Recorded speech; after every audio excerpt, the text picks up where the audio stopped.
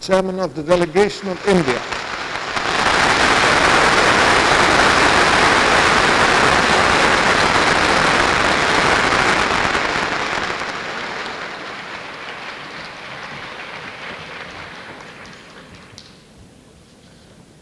Mr. President, Mr. Secretary General, and fellow delegates, called to this rostrum at this stage of our commemoration proceedings, and as the last speaker on your list, it behoves me, as it does indeed give me pleasure and happiness, to convey to you, Mr. President, on behalf of my delegation, the thoughts that I am sure is in the minds of all of us who are gathered here, even though I have no authority to speak for them, of our grateful appreciation of your presiding over these commemoration proceedings during this week.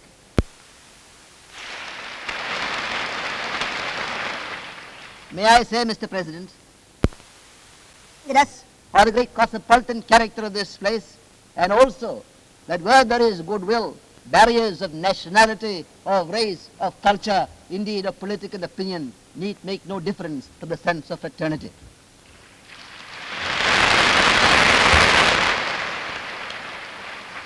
Next, Mr. President, my delegation would also like to convey our respectful thanks to the head of the host state for the welcome, the President of the United States of America, for the welcome he accorded to us when in inaugurating this conference, and for the message that he conveyed to us from his supreme legislature.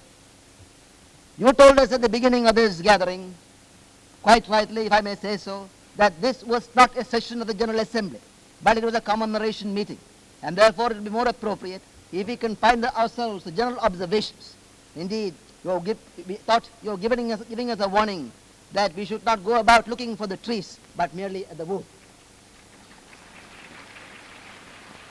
This, however, is a commemoration, and we would like to have the privilege of mentioning another name of a great, since we are today celebrating the anniversary of the signature of the Charter of that soldier statesman, Field Marshal Smuts.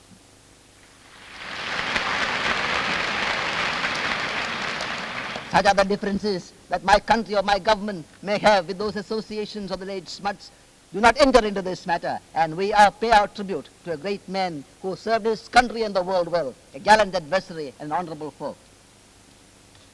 A historic occasion, a commemoration, Mr. President, is an occasion for recollection, to recollect with detachment, to evaluate in perspective, to think imaginatively, and to dedicate with humility.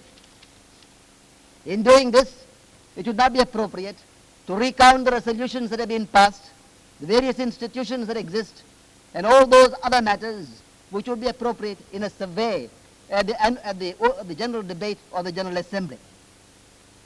Our recollection, therefore, is largely with those highlights. I don't mean highlights in a spectacular sense, but those things that strike the consciousness of men.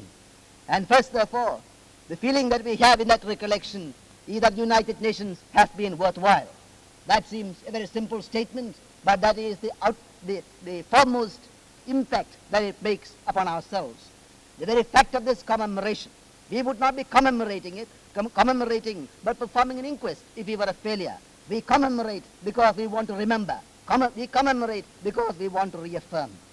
Secondly, Mr. Chairman, for the organization of aid and support, and what is more in its very early days, in pursuance of the implementation of its basic purpose, namely to save the world from the scourge of another war, addressed itself to the problem of disarmament. The further highlight, the further effect that projects oneself into this consciousness is the statement that was made by the President of the United States to the 8th session of the General Assembly, when he announced the willingness of the United States to take the initiative and to make a contribution toward the peaceful uses of atomic energy. Now, I like to say that this was the first proclamation when war was forced to give up its monopoly over the atom. Until then, atomic power were regarded as part of war apparatus. Now, Mr. Chairman, as an Indian, there is one other fact which, if I may say so with your permission, stands above all of this, which projects itself in one's consciousness when one talks about recollection. 8 years ago on a January afternoon, the flags of the nations of the United Nations in Lake Success came down at half-mast. The representatives of the many nations gathered together to pay tribute to a man whom they had not seen, who had no organic connection with the United Nations, who probably never read the Charter, who was not a politician or a statesman in the normal course of things. There was no protocol, there was no rehearsals. It was an unrehearsed event.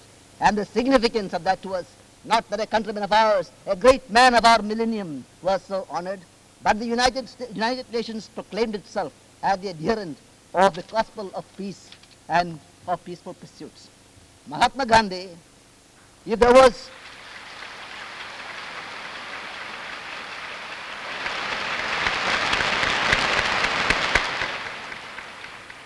in Mahatma Gandhi's life, if there was one thing more than other that we, now part of the world, constantly try to remember, was that he taught and lived the idea that there was no distinction between means and ends. Means were ends. And today we have to remember that means are ends. We cannot make peace with war.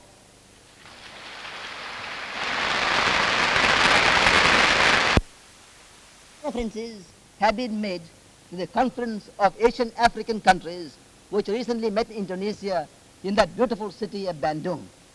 No description of Bandung, no account of Bandung would not be complete without two things. One is about the beauty and general equability of climate and weather of the city itself, and the other is the magnanimous hospitality and the great enthusiasm of the Indonesian government and people. We would not have been able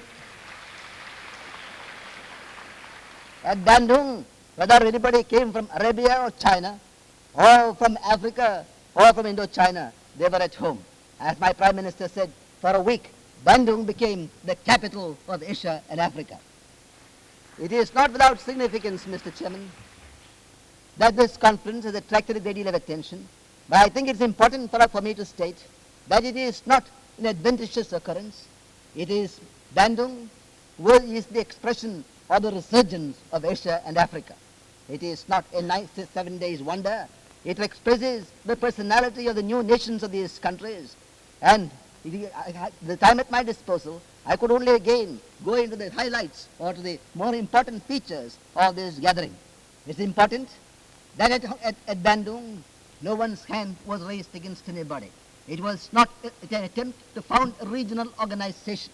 It was not an expression of Asian compartmentalism. Mr. Chairman, behoves me to refer to my own country in relation to the life of the United Nations. India is a loyal supporter of the United Nations, houses some of its activities, and both receives and gives technical assistance and other forms of economic and social cooperation. We are left behind the moment you mentioned it. That future we look, and we hope that this commemoration meeting of ours will not merely be a day of recounting, but a day when we wish that this future would shape and model itself in terms of the Charter of the United Nations.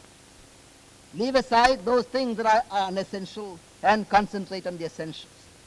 We could do that only if we are prepared here and now to have a reassessment and reevaluation of our own ideas.